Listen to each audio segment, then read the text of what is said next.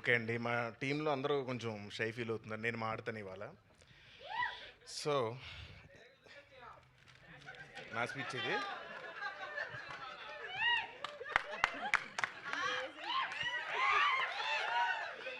ఈ cinema heroine Riya సింగాకి dialogues నేర్పిస్తా అని చెప్పాను కానీ అది చేయకుండా అన్నంలో ఆవకాయ ఎలా కలుపుకోవాలి, పప్పులో వడియాలు ఎలా నంచుకోవాలి ఇలాంటి విషయాలు నేర్పిస్తూ టైంపాస్ చేశాను.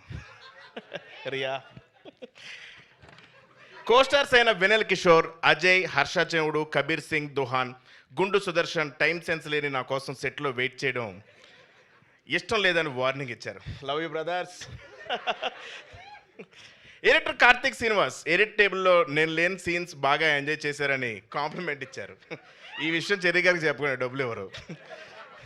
ఇక మ్యూజిక్ ఇస్తున్నప్పుడు కాలభైరవ్ ఏమన్నాడంటే, ఆల్రెడీ అక్కడ సత్యదేవ్ యాక్టింగ్ వాయిస్తున్నాడు కదా, మళ్ళీ నేను ఎందుకు వాయించడం అని మ్యూజిక్ కొట్టకుండా చిరాకు పడ్డాడు. భైరవ్ అన్న I love you.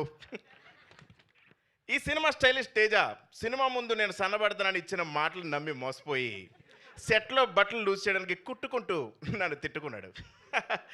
Fight master Anji నాకు ఫైట్స్ నేర్పించే ప్రాసెస్లో నాతో డైలీ ఫైట్ చేసేవాడు. బట్ మీకు తెలియదు, ప్రతి ఫైట్ నేనే గెలిచేవాడిని. Thank you Anji master. Choreographers Vijay Polaki, Venkatesh ఎన్నో స్టెప్లు ఇచ్చారు కానీ అసలు ఈయన పెట్టుకుని ఇంత రాంగ్ స్టెప్ మేమే వేసామని చాలా ఫీల్ అయ్యారు. ప్రొడక్షన్ డిజైనర్ నార్ని శ్రీనివాస్ లైఫ్లో ఎన్నో సినిమాలు సెట్లు చూశాను కానీ నా మైండ్ సెట్ అంటే చాలా చిరాకు పడ్డాడు. ఇక రితేష్ వయసును వస్తే నా వల్ల అతను పైకి వచ్చాడని నేను ఫీల్ అవుతాను కానీ నిజమేంటో బుర్రన్న ఎవరికైనా తెలుసు. Thank you so much. మే 1 జెట్లీ చూడండి. Please bless us all. Thank you. మీ స్పీచ్లో ఇంత ఇన్ఫర్మేషన్ ఉంది.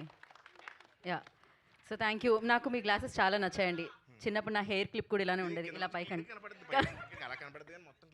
మొత్తం క్లియర్గా కనిపిస్తుంది. స్కాన్ చేస్తున్నారు ఇందాక నుంచి. అయితే కాదు, ఒక ఫైనల్గా మనం Q&A సెషన్లోకి వెళ్ళే ముందు ఓకే ప్లీజ్.